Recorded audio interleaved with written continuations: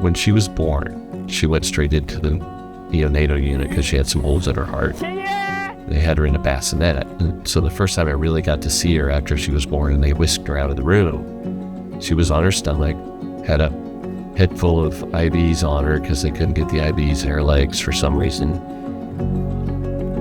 So she was laying down and prostrate. I leaned over the bassinet and just whispered to her, "Hi, it's Daddy. Daddy's here. I love you." She puts her hands down and does a full push-up, lifts her head up, and looks at me. When you have a child with special needs, when you find that out and you know that that's a long-term, lifelong thing, that's a heavy weight. And you can run in the opposite direction, or you can look for places and ways to help them all the way through their lives and beyond when you're gone. And beyond when you're gone is the hard part.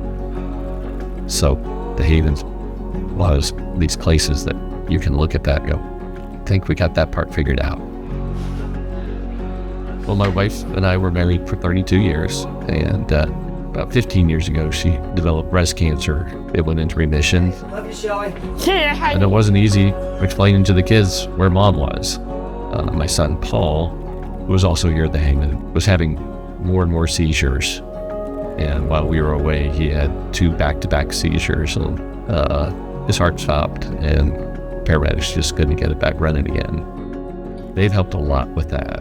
Case managers and things all developed plans to help address potential for issues with behaviors because of the grief. And one of the workers here, Alvin, has been helping us ever since my wife passed away. In fact, before that, he took it upon himself to bring Michelle home. He kind of became the afternoon caregiver until I got home from work.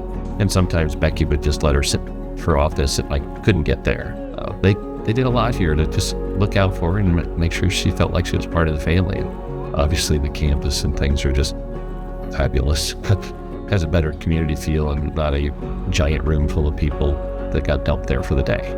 You don't have that feel here, and there's a lot of interaction from the community coming in and doing service things like with the dogs and the music. And I just would love the Haven to know how much people like us appreciate them, how much of a blessing they are to not only us, but the people that surround us. You're so cute.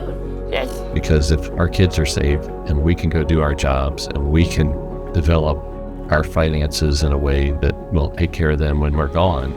See ya! Bye! I love you! And we can look down the road and say, hey, the Haven's here, and that may be the best place for her to be the rest of her life. I don't know what else could be a better compliment than to tell them, we love the fact that you're here, and we want you to be here going into the future.